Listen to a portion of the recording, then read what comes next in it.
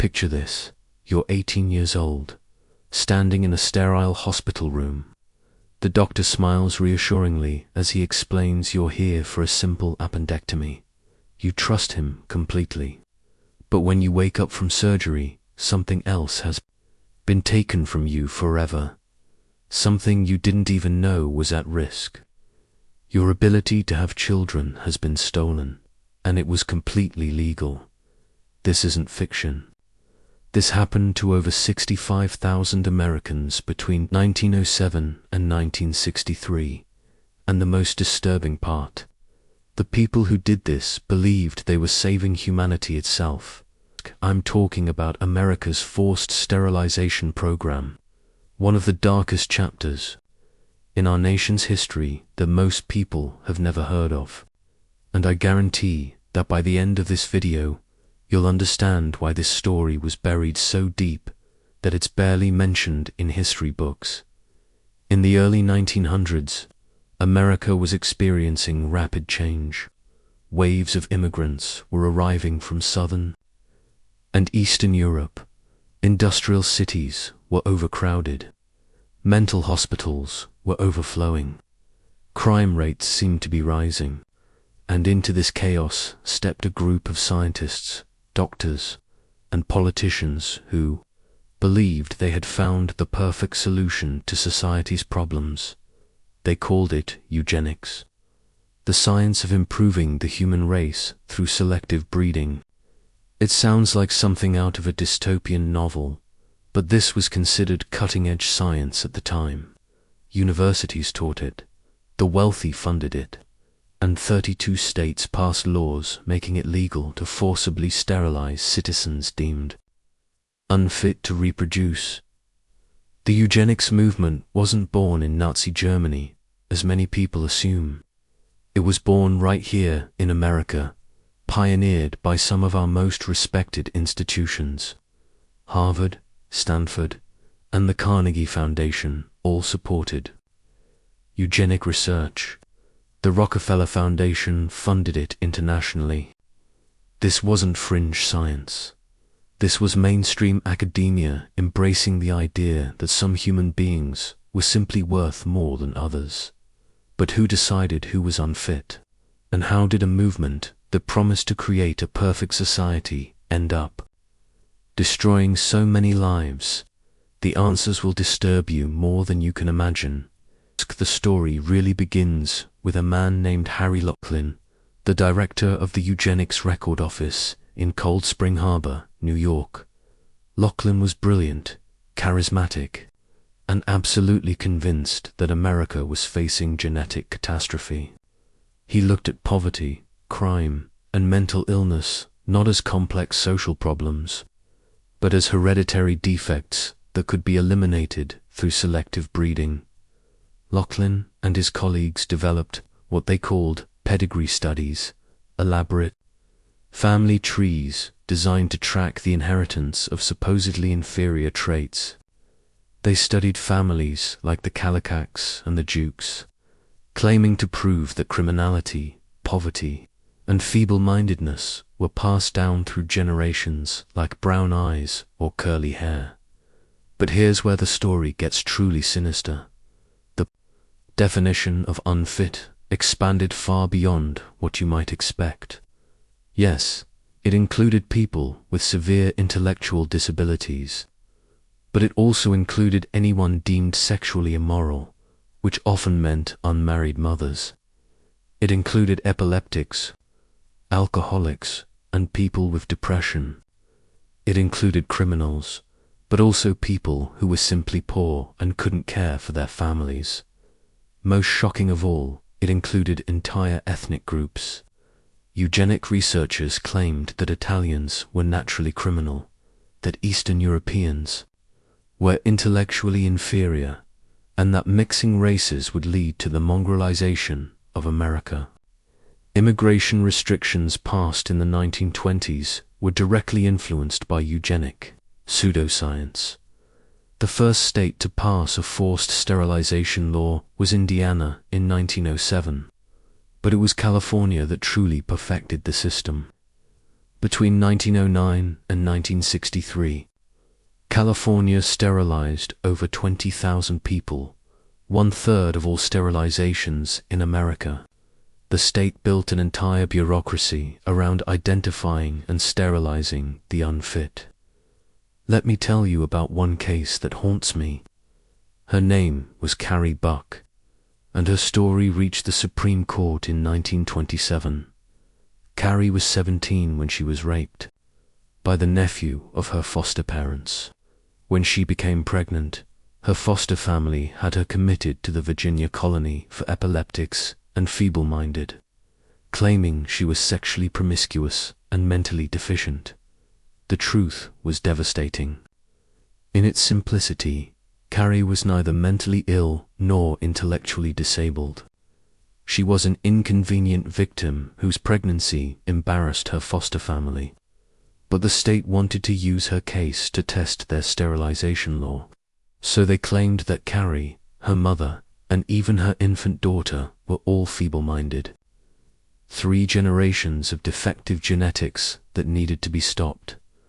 The case went all the way to the Supreme Court, where Justice Oliver Wendell Holmes Jr., one of America's most respected legal minds, wrote the majority opinion upholding forced sterilization. His words still chill me. 3 generations of imbeciles are enough. Carrie Buck was sterilized, and her case became the legal precedent that allowed thousands more sterilizations across America. But the victims weren't just individuals. Entire communities were targeted. In California, Mexican-American women were sterilized at alarming rates, often without their knowledge or consent. Native American women faced similar treatment. In North Carolina, which had one of the most aggressive programs, over 65% of sterilization, victims were women, and a disproportionate number were poor and African American. The procedures themselves were often performed under false pretenses. Women were told they were having appendectomies or other routine surgeries. Men were told they were receiving treatment for hernias. Some victims didn't discover what had been done to them until years later when they tried unsuccessfully to have children. What made this even more insidious was how normalized it became. Social workers would visit families and recommend sterilization, like they were suggesting a helpful medical treatment. Judges would offer sterilization as an alternative to prison sentences. School officials would identify children for the procedure based on IQ tests that were culturally biased and scientifically worthless. The medical establishment didn't just participate, they led the charge. The American Medical Association endorsed eugenic sterilization. Medical schools taught it as progressive healthcare. Doctors genuinely believed they were preventing suffering by ensuring that defective people couldn't pass on their genes. Here's the twist that makes this story even more disturbing. The American eugenics program didn't end because we realized it was morally wrong. It ended because the Nazis took our ideas and showed us where they led. That's right. Nazi Germany's racial hygiene laws were directly modeled on American eugenics legislation. German scientists regularly corresponded with American eugenicists.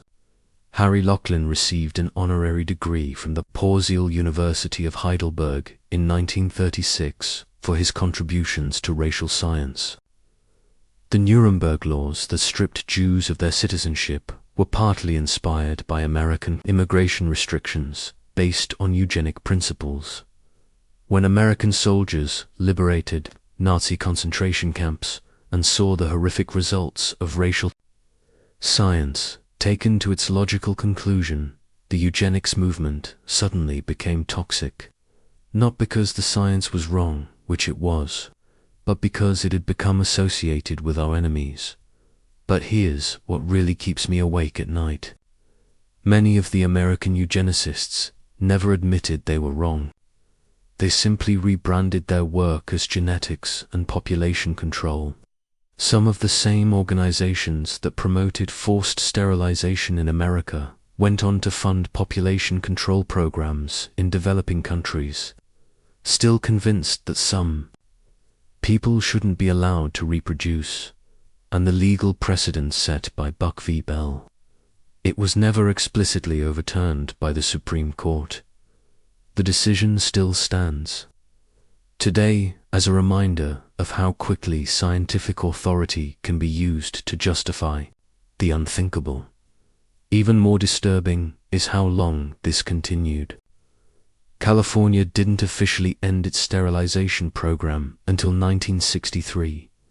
North Carolina continued sterilizations into the 1970s, and in a final cruel irony, many victims only learned the truth about what had been done to them when they tried to access their medical records decades later, seeking answers for why they could never have children. So what does this forgotten chapter of American history teach us?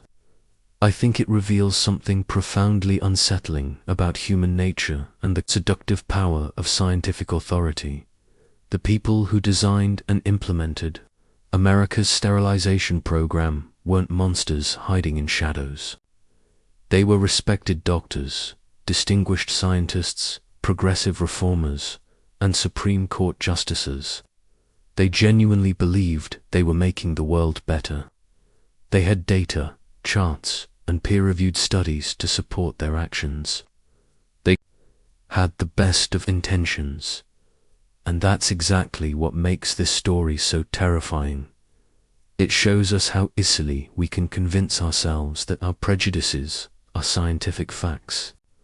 How quickly we can decide that some people are worth more than others. How readily we'll sacrifice individual rights for what we believe is the greater good.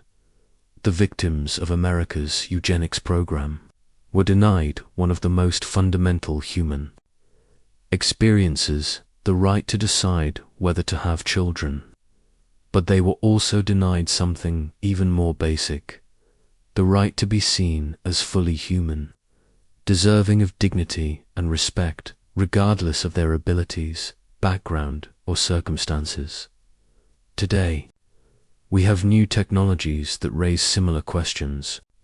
Genetic testing, artificial intelligence, and biotechnology give us unprecedented power to shape human life. And once again, we're hearing arguments about genetic superiority and the perfectibility of the human race. The lesson of America's forced sterilization program isn't that science is evil or that progress is dangerous. The lesson is that we must never stop questioning authority, especially when that authority claims to know which lives are worth living, because history shows us that the road to atrocity is paved with good intentions, scientific certainty, and the unshakable belief that we know what's best for humanity. What do you think? Are we in danger of repeating these mistakes with modern genetic technologies? Or have we learned enough from history to avoid the seductive trap of eugenic thinking? Let me know in the comments below. I read every single one, and this is a conversation that I believe we desperately need to have. And don't forget to like and subscribe so I can keep making these videos.